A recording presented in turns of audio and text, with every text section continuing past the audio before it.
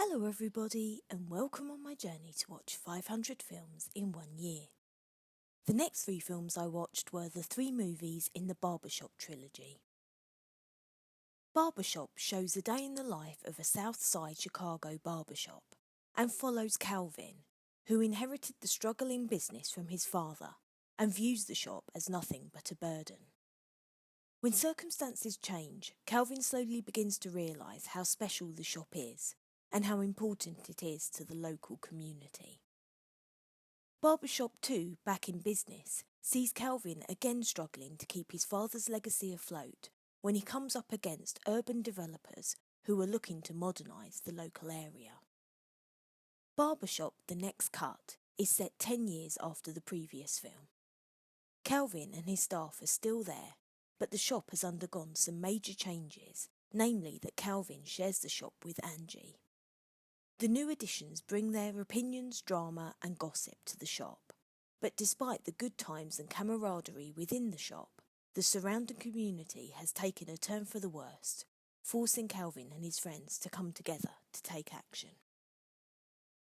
The aim of producer George Tillman Jr. was to portray African Americans in a more positive and three-dimensional light than many other Hollywood films had in the past, and I think he was broadly successful, as the importance of family and friendship comes through very strongly in these movies.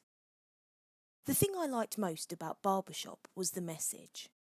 I liked how characters united and supported each other, regardless of race, and how good people triumphed.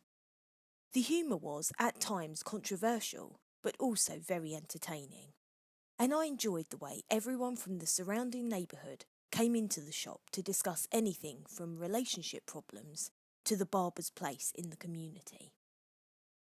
The characters' pride in their history really shines through in Barbershop 2, Back in Business, and it was great to see the entire cast reprise their roles, with the addition of a couple of new faces. I enjoyed learning more about Eddie, a character given a great deal of life by Cedric the Entertainer, but I would have preferred Tim Story to have returned as director, as I preferred his approach to the subject matter, creatively speaking. I liked how the tone of the trilogy changed in Barbershop, The Next Cut, and how gang violence and its impact on local people was focused on. It felt as if this movie had a noticeably lower budget than the previous movies, but surprisingly enough, Barbershop had a budget of $12 million, $8 million less than this film. I was pleased that political issues were debated between the characters, but I have to admit I felt a little uncomfortable about some of the anti-white opinions being shared, although I realised that perspective would be representative of a cross-section of people in Chicago.